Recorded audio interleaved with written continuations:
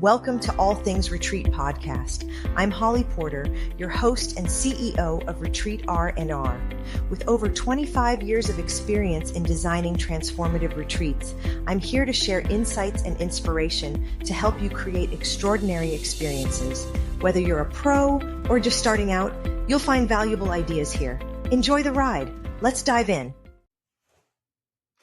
Hello and welcome to the show, everybody. Glad you're joining us today. Hopefully you will leave with some inspiration and new ideas on how you can move your retreat business forward. Today, we're going to be talking about leadership, and I have a great guest, Simon Kardynal. He's a Canadian leader, proud dad, and a 26-year veteran of the Canadian Armed Forces. His career spans from infantryman to senior leader in aircraft maintenance. And today he's passionate about helping emerging leaders build strong foundations. He's also the host of his own podcast show called Leadership Podcast, or called Trench Leadership, Welcome to the show, Simon. Thank you so much for having me here. This is a real pleasure. It's been a long time. Yeah, I know. I was a guest on Simon's show, and I thought, wow, that he'd be a great guest for us because retreat leaders have leader in the name. So why wouldn't we talk about leadership? It just makes sense. It does make sense. So he's going to put his little retreat thinking leader cap on today, and I'll probably give him some questions. I don't think they'll stump him because he's a leader and he knows how to step up to the plate and lead. I hope so. Anyways, I hope that's what people think. Thank you so much for having me. Before we get into it, do you mind if I just take 2 seconds and dispel some Canadian myths? Absolutely. All right. So the first one is this. Many people think, I don't want to lump everyone into it. Canada is known for being polite country. Very, very polite. And sure, I would argue that most people are polite. But you do not want to cross a Canadian while we're driving. If you cut us off, you'll see a certain finger, probably 2 of them, flying up at you, and there'll be some headlights flashing and stuff. And yeah, that's when our Canadian road rage really kicks in. So we're not always pleasant. It's interesting. So let's see. Oh yeah, maple syrup. I don't like maple syrup. I don't know what the big deal is. They'll probably yank my Canadian card for that, but it's worth it. Not good. Also, it's the best in oatmeal. What do you mean? Maybe in oatmeal for sure, and then little drizzles and stuff. But maybe we go crazy up here. We put maple syrup on everything, and I just don't get it. Also, poutine. It's just a lump of cheese and some gravy and potatoes. Not that great. Not according to me. I've never had it. Yeah, well, next time when you come up to Ottawa, we'll go get you some. You'll need a nap afterwards, but it's great. It's a lot of fun. And the last thing is, no one in Canada says about. It's not a word. We don't say it. We all say about. It's just a thing. So. Okay. Yeah, so when I hear it, it's just me not hearing it right. Yeah, that's exactly it. It's not us. Okay. Okay. Got it. Well, I'm glad we clarified all that. Yeah, well, thank you for letting me get that out there. I love to spread the word. I love it. Well, okay. You ready to get into a few questions? Yeah, absolutely. Let's do this. Okay. So you spent over 26 years spending years in the Canadian Armed Forces. What did leadership look like for you in the early days versus later in your career? I will be as brief as I can be. That is a loaded question. It is. So I joined way back in 1994, and at the time, honestly, what did it look like then? I don't really know because I was a private. My job was to do what I was told, and I was moderately good at that. And so the thing was that what my perception was that it was a very gruff, and especially in the infantry, it was very gruff. It was very quiet. That is the sergeant, that is the thing. And the chain of command was very clearly defined. And because of that, it was easy to be a private. I just did what I was told. And that was it. That was the end of it. And the way we went. But when I joined the Air Force, because there's a program where we can switch our trades and get retrained, I did that. And all of a sudden, I'm a technician in an entirely different world in the Canadian Air Force, the Royal Canadian Air Force. Okay. And all of a sudden, I went from being told what to do to people asking me what I think, and I'm only a corporal, which is just 1 rank higher. In the infantry, that corporal rank matters, but in the Air Force, it still matters, but it's different because the Air Force tends to look at things, especially in the air maintenance trades, in a more collaborative approach, meaning a great example would be a corporal, a master corporal, and sergeant. So the next 3 ranks are all standing around this airplane. They're trying to figure out how to fix it. It could very well be that corporal is going to have the best answer and the most experience simply because they've been on that airframe longer. The sergeant and the master corporal are brand new posted in, and they just don't know anything about the airplane. Even though they're higher ranks, it doesn't matter because we're looking at the level of experience. Now, in the infantry, the sergeant is going to win 150% of the time, because they've all been doing the same thing. They're all infantry sergeants, and the infantry is the same with the RCRs, with the Vandu, with the PPCLI here in Canada. It's the same as the same. Little Okay. differences, but you get the idea. So that was then. So it was very gruff, and the other thing is we just didn't talk about our emotions. That was for silly people, and we just buried everything down. That never worked, but that's what it was then. Now it's very, very different. We have the Canadian military has gone through some significant culture changes, and we had no choice because we were treating people very, very poorly, especially, if I can be completely blunt, especially if they weren't white men. That's just a Mm. fact. There was a club there, and until very recently, that club pretty much got to do what they wanted to do.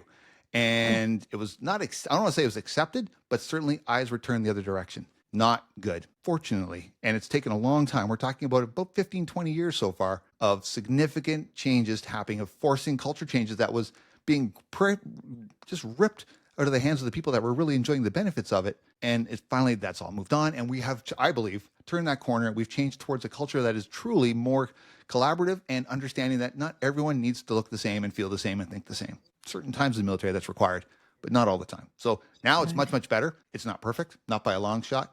But the great thing is the military is doing its very best to stay ahead of it and keep learning and understand that culture is not something you fix and you walk away. Culture is something that is always evolving. If you think you fixed your culture, you haven't, you're behind. And that's what something that took the military a long time to get to. I know it's a Wow. little bit long-winded, but it's a broad topic. Well, I feel like you kind of like opened the curtain and let us peek behind just a little bit.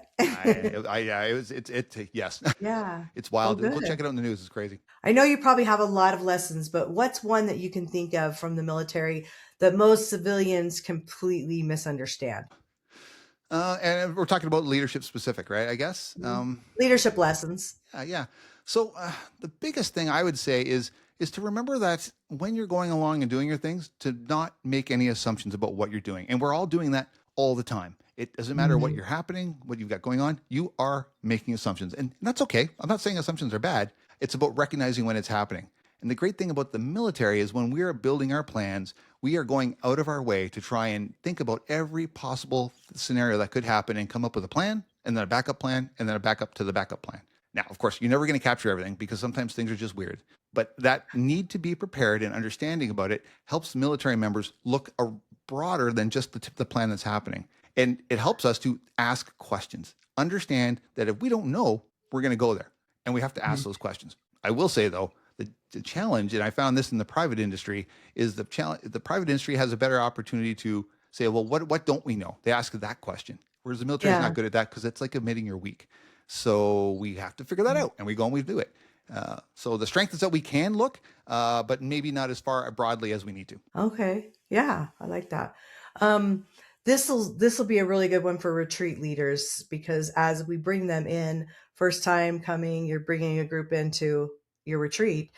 How would you suggest they build trust quickly with that group of people if they've just met them? A lot of people. It's a great question. I'll start by saying that a lot of people poo-poo on icebreakers, and I did too. I thought, this is a waste of time. I don't get the point. Until I did an icebreaker that was not related to the military, and I said, Oh, okay, I see the value in this. So I will say yeah. icebreakers, but specific icebreakers. My recommendation is the person leading the group would be to find out what people like to do and then find something that they don't like to do and do the thing they don't like to do and see how they're going to force people to work together. Put people on edge a little bit, not terribly, but just enough to know that they're on their heels. Often when Yeah. I'm running these types of things, I set up some type of baking challenge.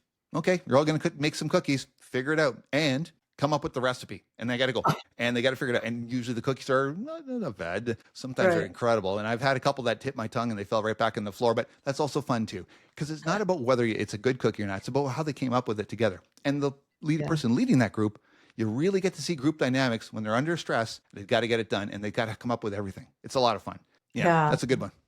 Yeah. Icebreakers would have been top of my list too. I think that's always a good way to do a group. So I what's think, the oh, difference sorry. between guiding people and trying to fix them? Yeah. So guiding people, that's also so many good questions. Guiding people, in my opinion, is taking that person on a journey and helping them find the way on that path. It might be dark. I like to imagine as dark as just the sun setting. You can see the path, but it's starting to get hard to see.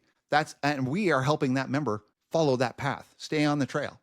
And the other, what was the other one? Was guiding and sorry. Guiding people and trying to fix them. Oh yeah, trying to fix them. So that is you saying, okay, we're going on a path.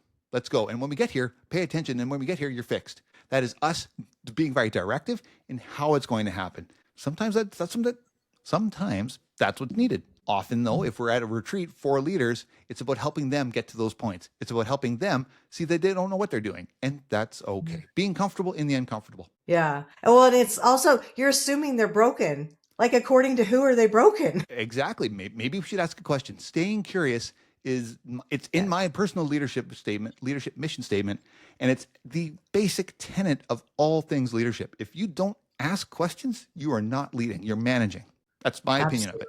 Yeah. That sounds like I'm sitting in a sales training. That's the same advice. Well, I must be onto something.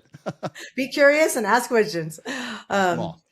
So you've led in high pressure environments. How do you see that translating into leading a retreat experience? Well, I often high pressure environment is created because something goes haywire. And I have to assume that in a retreat, you can have the best laid plans, but then all of a sudden one of the kitchen staff gets sick. So one of your concierge people is not working well. All of a sudden it rains too bad, or the boats sink, or whatever. You don't know, the power goes out. You can plan for all those things, but I can tell you where I've been in situations where the power went out. We said, okay, well, no big deal. We'll go to the generator. We go to the generator. The generator's out of fuel. We go to the backup generator. It's missing, and it's the middle of winter, and people are getting cold. What do? We couldn't plan for that. We figured it out, and it didn't look fun, but we got it. And basically what it meant was 30 men, grown men, huddled together under a bunch of blankets until we could get some backup. So we figured it out, and we got it. And that's the thing. I think my recommendation would be to remember that as you're figuring out those plans, they don't need to be perfect. Really, all you're doing is you're assuring your team that you are doing something. It might not be the best plan, and that's okay. And my second piece of advice would be if someone comes to you with an idea, it's okay if it's their idea. All that matters is you have an idea that everyone is safe, and we're figuring it out. Doesn't matter where it comes from. So be open to those plans. I keep hearing the word in my head as you're saying that, be the best cheerleader for someone else. Like, you just were that for me. Before we started the show, I'll just say I'm launching International Retreat Association next week. And so high stress, all tabs are open on my computer, which crashed earlier, and there's a lot going on. And what did you share? Let's share what you said to me. Yeah, I'd be happy to do that. Thank you. I'm blushing a little tiny bit right now. So what I said was things are going to go awry. You will experience mistakes. That's just the way it's going to be. But you are equipped to handle it. You have been doing this a long time. You know what you need to do, and you know you can roll with those punches. So just do it. You are more than enough, and you've got every right to be at that table. So just go and crush it. You can do it. And thank you for that. And it just fit right into what we were just talking about. And as a retreat leader and leaders listening, it's like, you're right. Things are going to go wrong. We already know that, right? How you handle them, how you react to the situations is going to be a true leadership skill. And being people's cheerleader, like, I feel like retreat leaders are cheerleaders. I feel like that's a huge role. Like that should be your tag. Oh, I totally agree. Head cheerleader. Absolutely. Get rid of all the high school stuff that we always believed behind it. And let's just say it for what it is now, right? Yeah, exactly. All of a sudden, they were right. They were onto something. What do you think separates a good leader from a truly great one in your experience? I think that's a good question. I think a truly inspirational, great, phenomenal, amazing leader is the person who's doing it and doesn't know they're doing it. They're just in it. I think a great leader can know they're doing a good job. Like, yeah, this is going really well. This is fantastic. And they're aware of it. But that person that transcends into that next role, they have no idea. They're just in it. It's like this Zen moment, and they're just kind of floating along. And you can always tell when that person's in it because everyone else is watching and going, what is happening there? And it's like they're floating on the ground, and you just know it. And everything just makes sense. And it's incredible to watch. It's rare, but those moments are beautiful to see. I have yet to do it. I'll get there. That's awesome. Many retreat leaders, they're amazing. They know their craft. They're great at what they do. But there's personality styles that are involved in this, or maybe they're an introvert. They're struggling with leading people. Okay. Let's just use that scenario. Yeah. What advice would you give them? Well, I think if they're struggling, my advice would be to remember why you got into that position. Like, most often, I don't want to say always, but most often, we don't get put into our first leadership roles because of our proven leadership skill set. We get put into those first roles because of our proven technical skill set. And the example I love to use is I'm an aircraft grade welder. So imagine there's 5 of us around, and they come up to me and say, "Hey, Simon, you're the best welder on this team. You must be able to lead those other 3 welders." There's no guarantee of that. All I've proven is that I can run a bead. So how do we know we do that? Then you get put in there and then the testing starts. It's going to be okay if you struggle.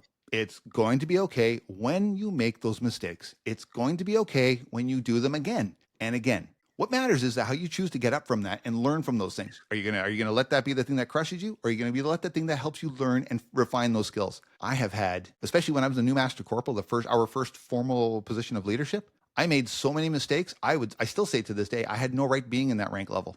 None whatsoever. I was not prepared for it, and I got better. But I was not a good, in my opinion, I was not a good master corporal. I was a better sergeant because I was aware I struggled in that first rank level. That's okay. I figured it out. I mean, I'm a chief warrant officer now, so I must have been doing something all right. Yeah. Well, in that awareness, I think I think accountability and awareness has to come in the leadership picture somewhere. And that's how we learn and that's how we grow. And that's why you got better. Yeah, exactly. Tasha Eurich wrote a book called Inspiration, and she talks about the surprising truths around feedback and understanding the importance of self-awareness. I just finished that book, and the whole time I'm like, yes, oh yeah, incredible. And it teaches us the importance of understanding we need to look at ourselves. We need to look inwardly and accept the fact that there's going to be some stuff we don't like. There's going to be some things that will make us cringe, but there are a lot of things that we get to be super proud of. Yeah. Human nature is fight or flight, and often the runaway portion is us being the nuclear options and telling ourselves we don't deserve to be there. We don't deserve a seat at that table. Why am I here? Yada, yada, yada. Yeah. Imposter syndrome.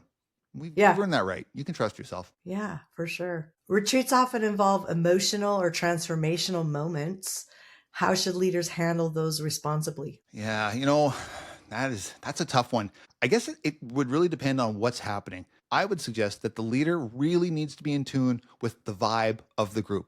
Is it a joyous group? Can we laugh? Can we think? Or are people taking it really, really seriously and really deeply? Okay, that's fine.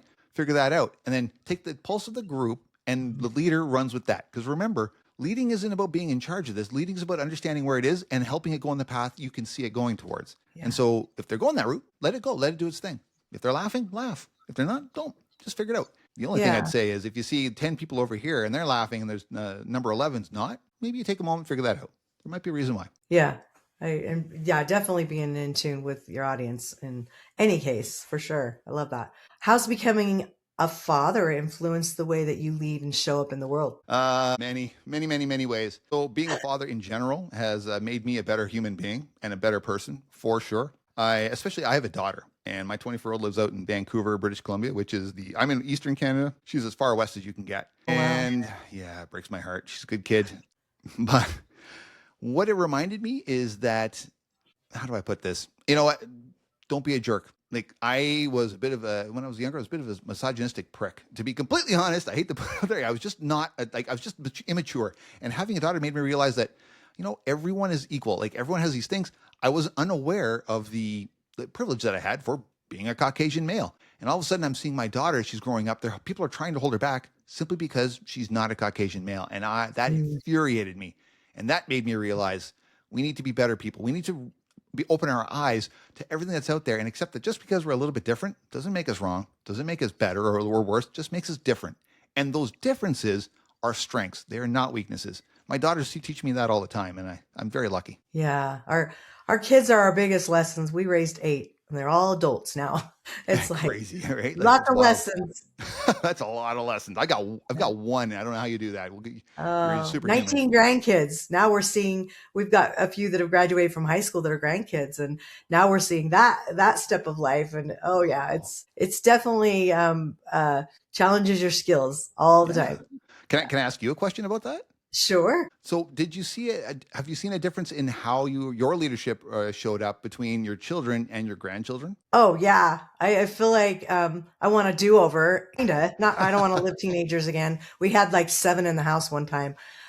It was nuts. Yeah, definitely. But I'm not so quick to give advice to my adult parent children because they get to figure it out on their own, but I try to say healing things like the grandkids, if they're struggling or if they say something about the parent, especially if they're teenagers. It's like, I always try to think of like healing moments, like a different perspective. Oh, well, when this happened, or I try to think of a story of what their parent did to me, and try to just like have them see it from, oh yeah, they were a teenager too once. I remember my mom saying in that, she said, this is my first time being a parent. You didn't come with an instruction book.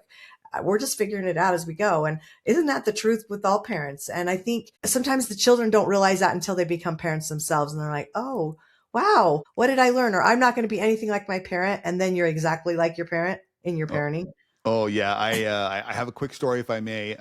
So I'm a little bit, particular in how I like certain things done around the house. Some would say just a smidge of OCD, but I'm definitely particular, and especially when it comes to loading the dishwasher. I am so sick of pulling a fork out of the thing and it's get covered in stuff because they were sitting behind each other. And so my daughter and I would do the dishes often, and she would just basically throw them in from the other side of the house. And of course, where they landed is where they landed. And I would lose my mind when I'd go to empty the dishwasher and there's just stuff everywhere, and half of them get rewashed again. So I would, being the typical dad that I started, I'd go and tell her, hey, this is what it is. Eventually it got to the point where I'd see it like that. I'd take everything out of the dishwasher, throw it in the sink, go upstairs, get her out of bed, take her back downstairs, clean this. And this is why you need to line everything up. And it was perfect. It's beautiful. I'm happy. And she is giving me super scowls. Flash forward. Now she's in Vancouver. She's living with her boyfriend in her house, or in the condo. They have a mini dishwasher. And she, through training and programming, some could say, she has learned how to do that. And her boyfriend has never loaded a dishwasher before. So he's now just throwing them in there. And she's losing her mind. And so I'm talking to her on the phone one day. She's like, Dad, I can't believe I have to say this, but I think you were right. I understand why you were doing that with the dishwasher. I was like, yes, I knew it. There was a ending to my madness. Exactly. Yeah, it was good. That's a good funny. moment. Oh, that's amazing. Yeah, we could talk about them all day. Well, okay, I got just a couple little fast rapid fire questions for you. You ready? Hey. All right. No answers incorrect. Just whatever's top of mind. Coffee or tea? Oh, coffee. 100% of the time. One word that describes great leadership. Inspiration. Impact.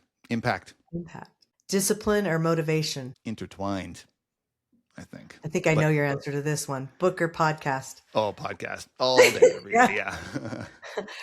Run or ride? Run. All right. Biggest strength as a leader? Sorry, you cut it for just one split second there. Biggest strength as a leader? Empathy. Good one. Okay, I'm going to put your website in the show notes. Any last words for our listeners? Well, just thank you for the time for this. This has been fantastic. If anyone is interested in reaching out, my contact information is inside the website. You could go to trenchleadership.ca.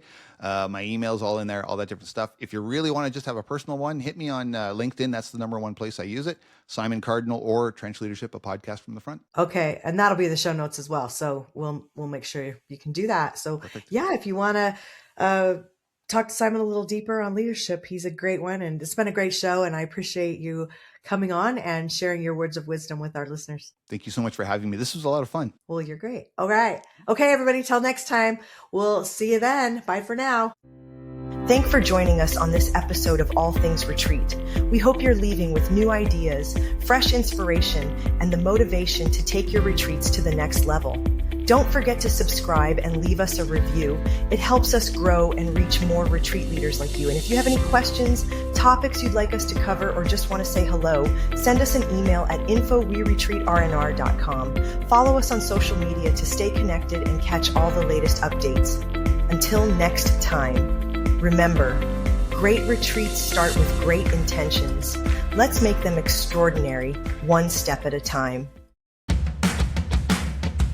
Thinking about hosting a retreat?